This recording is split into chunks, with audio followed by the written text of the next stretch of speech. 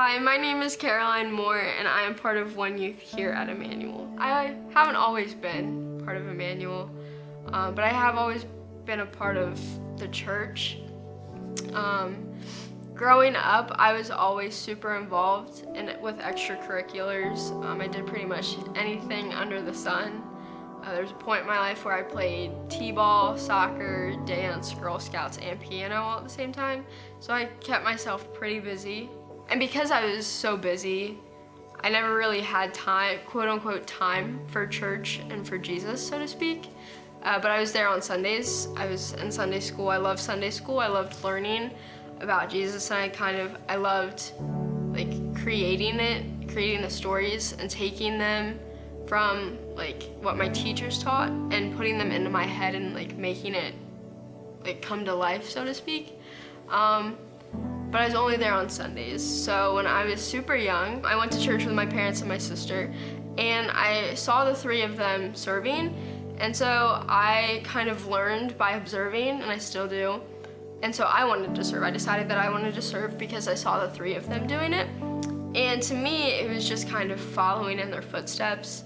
But to other people, it was me being the hands and feet of Jesus. And so when they would come up and they would say that to me, I kind of had no idea what that meant or what that looked like. To me, it was just holding a door open for somebody. And then at one point at that church, I saw people getting baptized, and I thought that looked really cool. And so I decided that I wanted to get baptized, but I didn't know what that meant. So when I kind of went underwater and came back up during that baptism, nothing changed for me because I wasn't open to there being a change.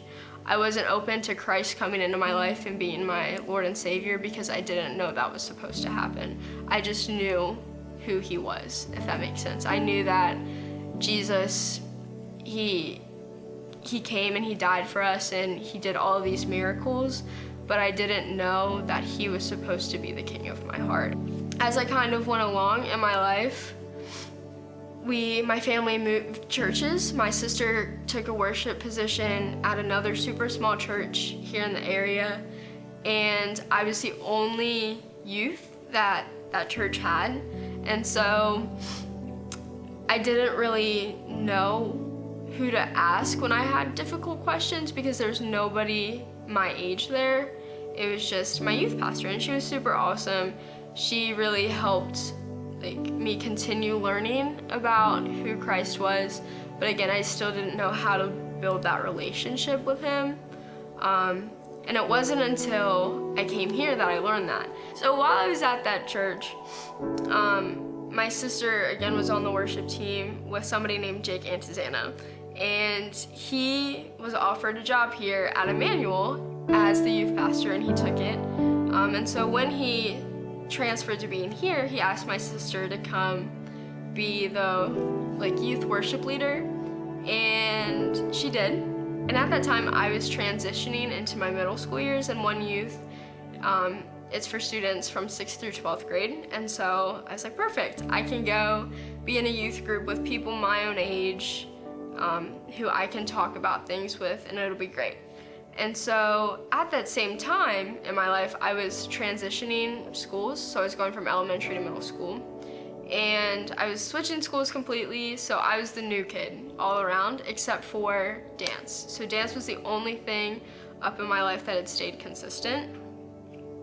And so walking into this new church, it was kind of scary. I'd gone from just myself to a bajillion middle and high schoolers running around, and it was quite scary. So I tried my best to stay hidden, stay in the corner, and just be quiet. Just kind of go through the motions.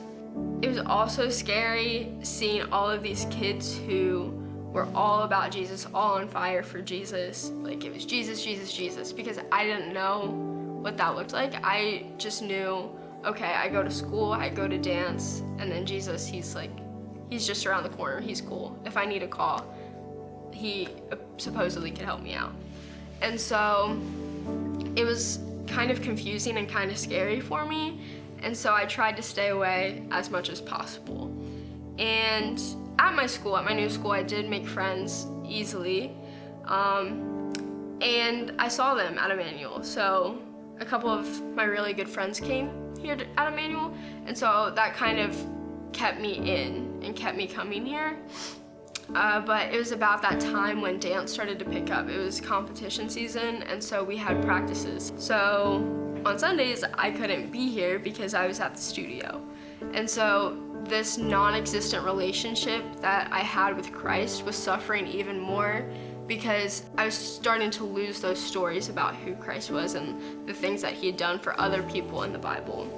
And so if there even was any relationship at all, it was now completely gone. And it was that continuous cycle for 2 years. So I would come to church a little bit in the summer on Sundays, and then as soon as dance picked up again, I was gone for 6 months.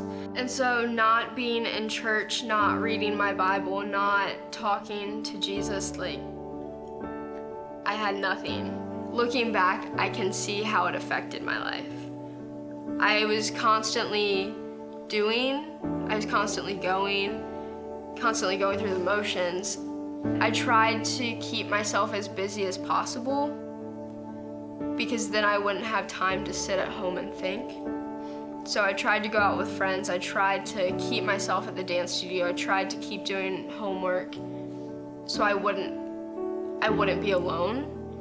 And it wasn't until COVID hit until that cycle just completely busted, because we were at home alone for 2 years? It's been 2 years. It was 2 years. And so the first week that we were off, it was supposed to be 2 weeks.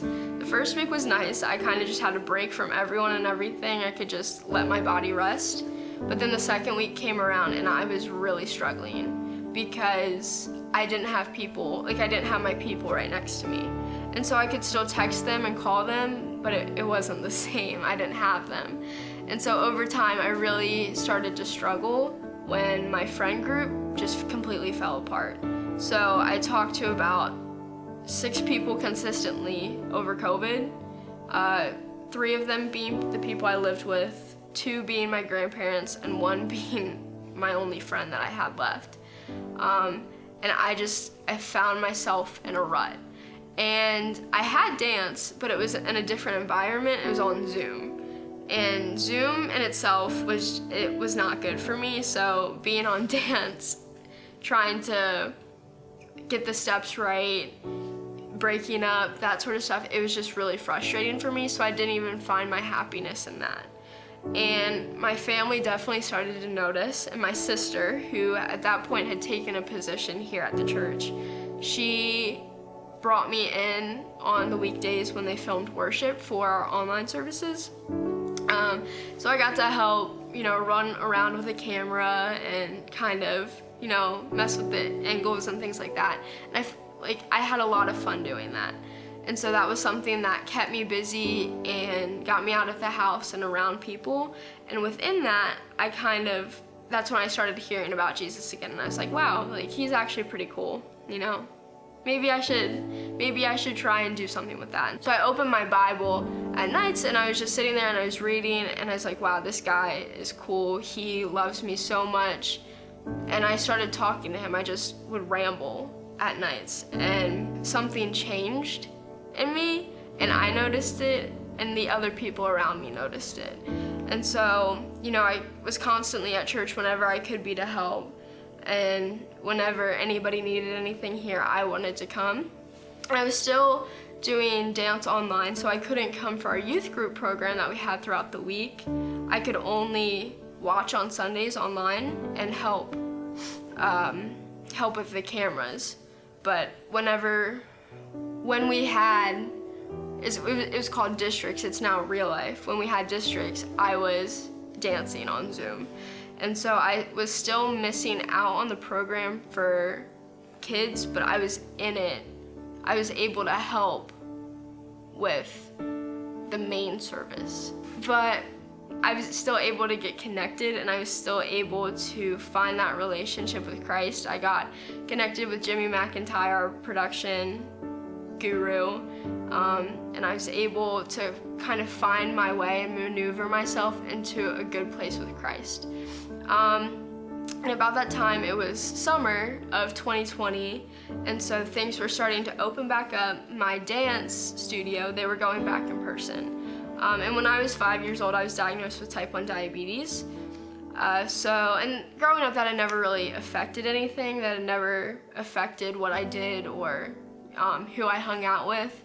But going back into the dance studio, I wasn't allowed to. My doctor didn't want me going back in because I was high risk for COVID. And so all of my friends were back in the dance studio, and then it was me and then another girl who had health issues and couldn't go back. And just being on Zoom and seeing all of my people together and having to be away from that, that was really difficult for me. And that kind of, I was falling back into that rut, but I had Jesus with me this time. It felt like I was losing grip on what I had, like I was before with my friends, but this time I had Jesus to help me through. So before, I was losing my friend group at school, and I didn't have Jesus, and I was miserable. But this time I was losing dance and my love for it, but I had Jesus to keep me fulfilled. So I was able to go back into the studio, and going back in, I was talking to Jesus, and I was like, if I'm not supposed to be here, tell me. Just do it, make it so obvious that it hurts. Like, just rip the Band-Aid off and tell me. And so I went in, and it was our audition day, and it just did not go well for me. And so I knew that I wasn't supposed to be there anymore. And so I quit dancing. And for me, like, in that moment, I was feeling kind of every emotion that a person could feel. I was sad, I was frustrated. I was like, why am I doing this? Why am I leaving everything that I've known? But on the flip end, I was happy. I was like, this is my chance to restart.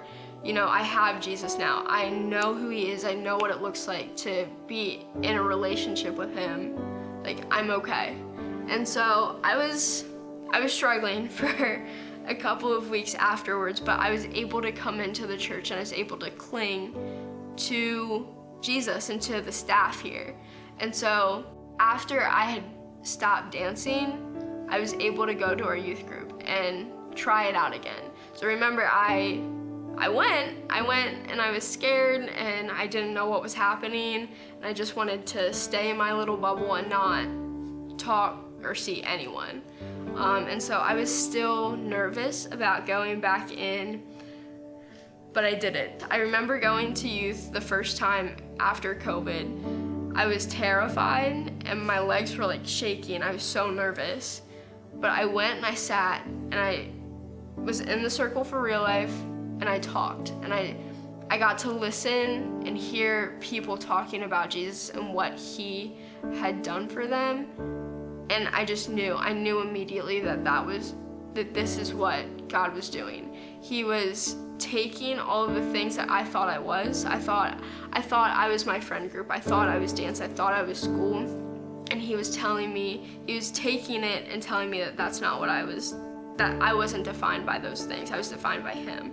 And so I got in. Like, as soon as I sat down in that chair, I knew I was home. I made friends. I got connected into youth. I started playing on the worship team. I started out on the production team and coming in on Sundays and serving. And I was here all the time. I got connected with Adopt a Block. And so for the past, that was 2020, it's been 2 years, I have found my people. And I can't really imagine what life would be like if I still had those other things. I felt like before COVID, I felt like I had it all.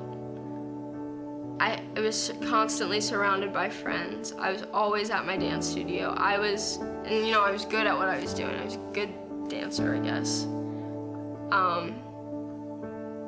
And I felt like something was missing, but it wasn't until all of those other things were taken from me that I knew what it was. I found what I was missing. It was Jesus.